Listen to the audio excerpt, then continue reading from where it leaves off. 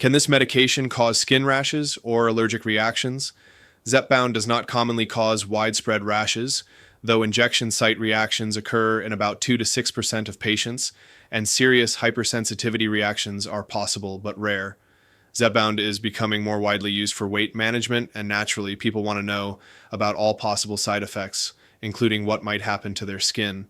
So let's talk about what the clinical evidence actually shows.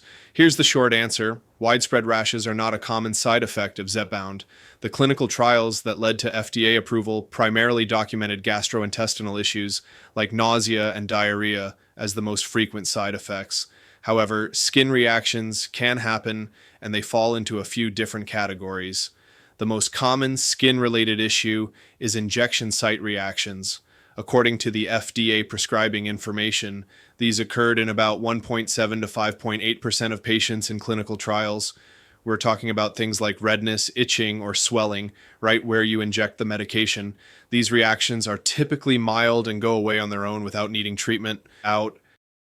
Now, there's another category that's less common but more serious. The FDA label for Zepbound includes warnings about hypersensitivity reactions. These are allergic type responses that can involve the skin.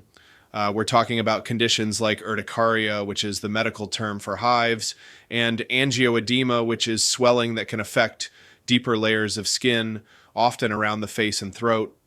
And the most serious hypersensitivity reaction is anaphylaxis, which is a severe, potentially life-threatening allergic reaction. While these serious reactions are rare, they're important to be aware of.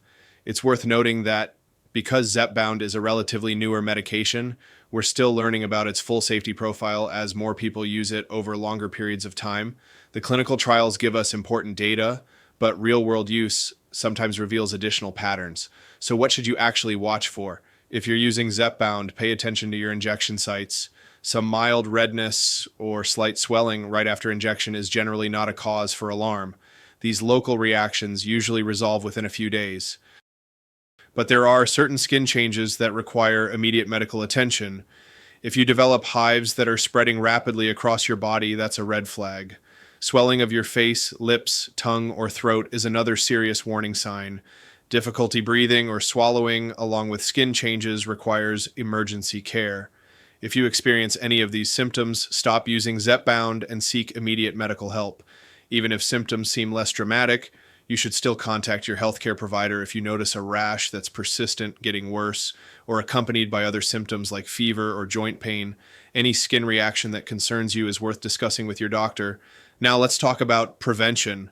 One of the most effective ways to minimize injection site reactions is following your prescriber's instructions carefully and rotating injection sites systematically.